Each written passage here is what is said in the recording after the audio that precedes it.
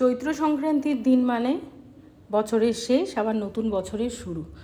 আর সংক্রান্তির দিনে আমাদের বাড়ির নিয়ম হলো নিরামিষ খাওয়া। ওই দিন আমরা কোনো কিছু আমিষ খাই না।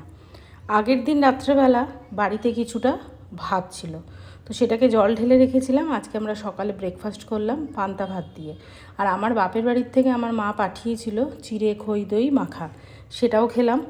আর বহুদিন বাদে আর প্রথম যখন গরম পড়েছে এখন পান্তা ভাত খেতে এত ভালো লাগলো, বাগান থেকে গিয়ে গন্ধরাজ লেবুর পাতা ছিঁড়ে এনে আর ঘরে একটা ছোট পাতিলেবু ছিল, সেই দিয়ে পান্তা ভাত দিয়ে হয়ে গেল আমাদের ব্রেকফাস্ট।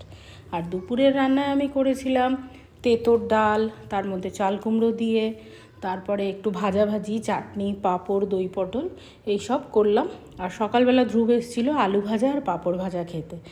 তো আজকের এই নিরামিষের মেনু একটুখানি বেশিই হয়ে গেছিলো।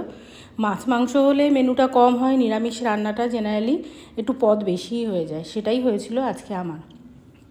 এইসব করা টরার পরে, রান্নাবাড়ি করার পরে তারপরে বাড়ির পুজো আচ্ছা দিলাম। আর আজকে যেহেতু সংক্রান্তি, একটুখানি ঝাড়া পোছা, নতুন বেডশিট পাতা, এগুলো তো ছিলই আজকের দিনে।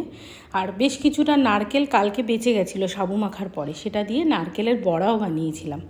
সন্ধেবেলা চড়ক দেখতে গেলাম আমরা তিনজন মিলে।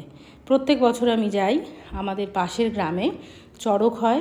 এখানে একটা মানে ছোটোখাটো একটা মেলাও বসে। আর এটা দেখতে খুব ভাল লাগে, যেহেতু এটা আমাদের বাংলার প্রাচীন ঐতিহ্য।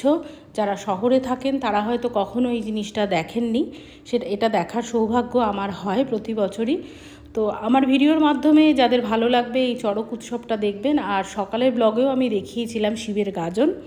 তো আজকের মিনি ব্লগটা এই পর্যন্ত রাখলাম। দেখা হবে আবার নতুন বছরে নববর্ষের ব্লগ নিয়ে আপনাদের সাথে। সবাই ভালো থাকবেন, চৈত্র সংক্রান্তির শুভেচ্ছা আর আগাম নববর্ষের শুভেচ্ছা জানিয়ে আজকের এই মিনি ব্লগটা শেষ করলাম। নমস্কার।